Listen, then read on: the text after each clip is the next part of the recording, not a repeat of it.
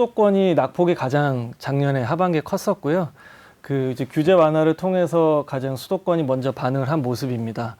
그래서 낙폭이 계속 둔화돼 오다가 5월 넷째 주 한국 부동산원 통계 기준으로 보게 되면 이제 매주 그 변동률을 발표하고 있는데요. 네네. 그래서 0.03, 0.04 이렇게 합쳐져서 그러니까 이제 부동산원에서는 이제 매월 그 발표를 하는데 그 전월의 첫째 주부터 마지막 주가 나오거든요.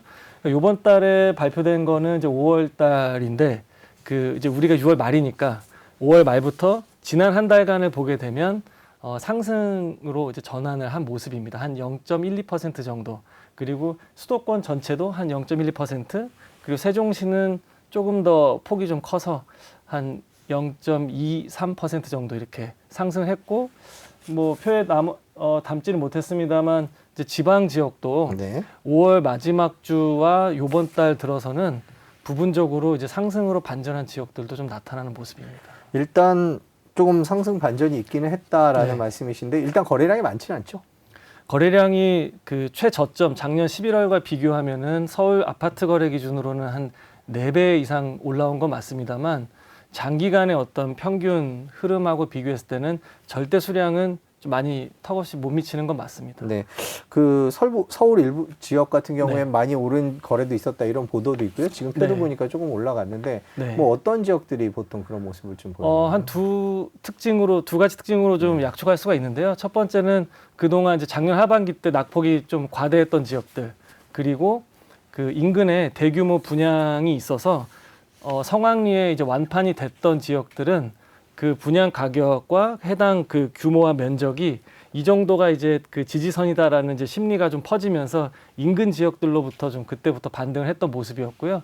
뭐 다들 아시다시피 이제 뭐 둔촌주공 아파트가 이제 부정 지나고 나서 무순위 줍줍까지 이렇게 성공하고 나니까 송파구와 강동구 일대 아파트 대규모 단지부터 거래량이 좀 늘면서 거기서부터 좀 반등을 했었고, 그게 이제 서울 외곽 지역 이제 특례보금자리가 적용이 되는 이제 9억 원 이하의 아파트들까지 좀 반응을 했던 그런 모습들입니다.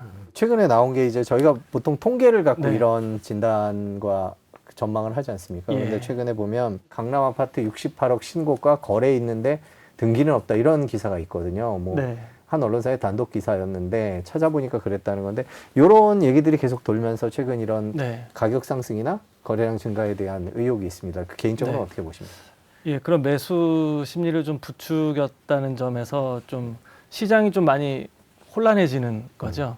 그래서 이런 점은 좀 그 바로 잡아야 될 점이라고 생각을 좀 하고요. 네. 실제 이제 매수를 검토하시는 분들은 사실 그 일생일대 가장 큰 규모의 금액에 이제 의사결정을 하시는 상황인데 이런 부분들 때문에 좀 피해를 보시는 분들이 좀 있는 것 같아요. 그러니까 이게 이제 그 좀 악용하려면 지금까지 좀 악용을 할 수 있는 부분이다 보니까 특히 이제 입주를 앞둔 그 뭐 새 아파트라든지 아직 등기가 나지 않은 것들, 그러니까 입주권 거래에서 좀 많이 나타났었고, 그리고 일반적인 이제 거래에서도 그 신고를 해놓고 한참 있다가 이제 취소를 하게 되니까 그 사이에 그 실거래가를 보고 좀 결정했던 분들이 이제 나중에 이제 거래가 하락하게 됐을 때 좀 많이 그 속 아파하시는 경우들도 많이 있었죠. 그로 인해서 좀 시장이 좀 혼탁해지고, 그 내달부터는 이제 정부에서도 등기 정보까지 함께 실거래가를 오픈한다고 하니까 좀 그 등기상의 이제 소유권이 완전히 넘어왔을 때 그때 좀 비로소 좀 신뢰를 좀 할 수 있을 것 같고,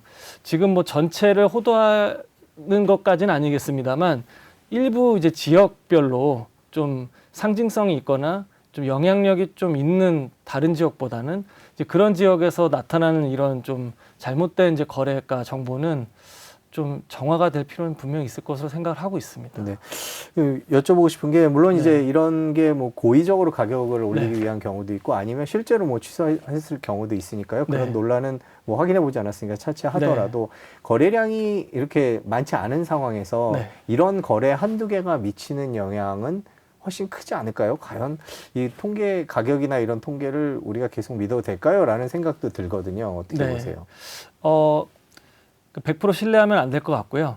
일단 그 말씀하신 대로 거래량이 빈번하면 이제 그 중에 하나가 될 수가 있는데, 거래량이 없을 때는 특히 이런 잘못 신고된 거래는 좀 고가에 최고가로 신고되는 네네. 것들이 많이 있다 보니까 파급 효과가 굉장히 크죠. 그러니까 지금처럼 그 뭐 이런 핸드폰 통해서도 정보가 실시간으로 빨리 돌고 있고 인터넷 카페 통해서도 유통 속도가 굉장히 빠른데 뭐 내가 예를 들어서 뭐 강동구나 광진구에 있는데 저기 동작구 흑석동의 뭐 아파트가 뭐 20몇 억에 거래가 됐다라고 하면 뭐 견줄 만한 뭐 신축 연식에 뭐 브랜드 비슷하고 면적도 비슷하면은 동조화해서 시세가 같이 움직이는 모습이었거든요. 그렇다 보니까 영향을 받을 수밖에 없는 거죠.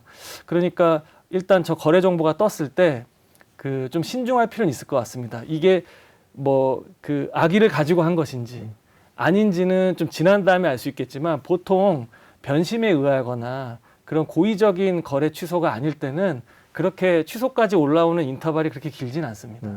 네. 그러니까 뭐 6개월, 1년 뒤에 올라오는 경우도 있어서 좀 조심할 필요는 있는 것 같습니다. 네, 그렇군요. 최근에 일부 지역의 집값 반등이 바닥에 가까워졌기 때문이라는 여러 가지 이제 근거들이 나오고 있습니다. 네. 이게 대표적인 게 보면 가격이 상승한 거래가 많다. 뭐 이런 얘기들도 있고요. 지난번에 네. 저희 방송 네. 나오셔서도 말씀해 주셨는데 예. 지금 상황은 어떻습니까? 집값 바닥론에 대해서 좀 말씀해 주시죠. 예, 그러니까 집값이 바닥인지 아닌지를 좀 그래도 좀 정확하게 분석할 수 있을 만한 이제 세 가지 지표를 말씀을 좀 드렸었고, 그게 이제 정책적인 측면, 그리고 거시적인 이제 환경의 측면, 그리고 시장에서 거래가 되는 참여자들끼리의 측면. 근데 정책은 아직까지 바닥이라고 느낄 만한 정책 시그널은 아직은 없었습니다. 네. 그러니까 단순하게 규제를 완화하는 것뿐만이 아니라 더 이상 좌시하면 안 되기 때문에 집을 사게끔 사주세요 하는 그런, 예를 들면 예전에 뭐 조특법 99조처럼 다주택자가 미분양 주택을 분양받거나 했을 때 5년 동안 비과세 해준다든지, 이건 이제 집을 사라는 시그널인데 네. 아직까지 그런 건 아니기 때문에 정책에서 볼 수 있는 저점은 아직 아닌 것 같고요. 다만 이제 두 가지 측면에서, 그러니까 금리가 이제 정점이 어느 정도 왔다. 아직 인하는 좀 시기상조지만 작년처럼 가파른 상승의 끝이 이제 곧 머지 않았다라는 공감대가 조금 이제 좀 안정화 측면에서 좀 심리적으로 작용한 것 같고, 그리고 마지막으로 이 거래 얘기가 나오고 있는데요. 거래 절대량은 좀 부족하긴 합니다만 그 거래량이 좀 최저점 비교해서 한 3천 건씩 나오고 있고, 그리고 거래 속성이 직전 거래보다 상승한 거래의 비중이 점차 늘어나고 있거든요. 네. 그러니까 이게 작년 12월 달 연말에는 그 3건이 상승 거래였고 7건이 하락 거래였는데 1분기를 마칠 때 한 4월쯤에 나왔을 때는 이게 한 보합 수준의 10%를 제외하면 44대 44였거든요. 네. 그러니까 반반이었습니다. 지금 표가 있는데 이 표죠. 보면 초록, 네. 녹색이 상승 거래고요. 예, 밑에 파란색이 네, 파란색이 이제 하락 거래죠. 네. 그러니까 직전보다 상승과 하락 거래 비중인데 4월 달이 딱 반반이었어요. 네. 그래서 그때는 이게 일시적이냐, 뭐 추세적이냐 이런 얘기를 좀 했었고요. 네. 5월 달에 상승 거래가 좀 1% 높아집니다. 네. 45%. 네. 6월 달 그 지난주까지 제가 통계를 한번 업데이트를 해본 건데요. 네. 46%가 상승 거래인 거죠. 음. 그러니까 지금은 소폭 하락 거래보다는 상승 거래가 많이 나타나는 겁니다. 저희 처음에 올 초에 나오셨을 때만 해도 네. 방금 표를 보니까 그때는 뭐 거의 한 5대 3 정도로 하락 거래가 많았었는데 그렇습니다. 지금 상황이 좀 바뀌긴 한 거네요. 네, 지금은 좀 바뀐 상황으로 좀 그 인식을 하고 있고요. 실제 현장을 저희가 많이 임장을 나가서 조사를 해보면 직전에 거래됐던 실거래가가 예를 들어서 7억이면 이제 집주인들은 이거를 이제 8억 이상에 내놓는 거예요. 네. 그럼 이제 매물 호가는 8억 이상에 걸려 있고, 그럼 매수자들은 그 직전 실거래가 기준으로 어느 정도 이제 버퍼를 가지고 매수를 하러 왔다가 생각보다 높은 호가에 이제 고민을 많이 하게 되는 이제 그런 상황에서 조금 더 심리적으로 쫓기거나 조급한 분들이 이제 계약을 하게 되는 이제 그런 상황인데, 연초보다는 좀 상승 거래가 많아지는 거죠. 그래서 아마 저점이라고 주장하시는 분들의 근거 중에 한 부분이 그 이제 상승 거래 비중이 높아지고 있다. 그리고 이게 단순하게 뭐 한 두 달 이렇게 반짝하는 게 아니라 반기 이상 지속되고 있다라는 점에서 거래 표본은 적지만 속성이 좀 변하기 때문에 그렇게 보는 분들도 좀 있는 것 같고, 뭐 저도 그렇게 안 보는 건 아닙니다만 아직은 그래도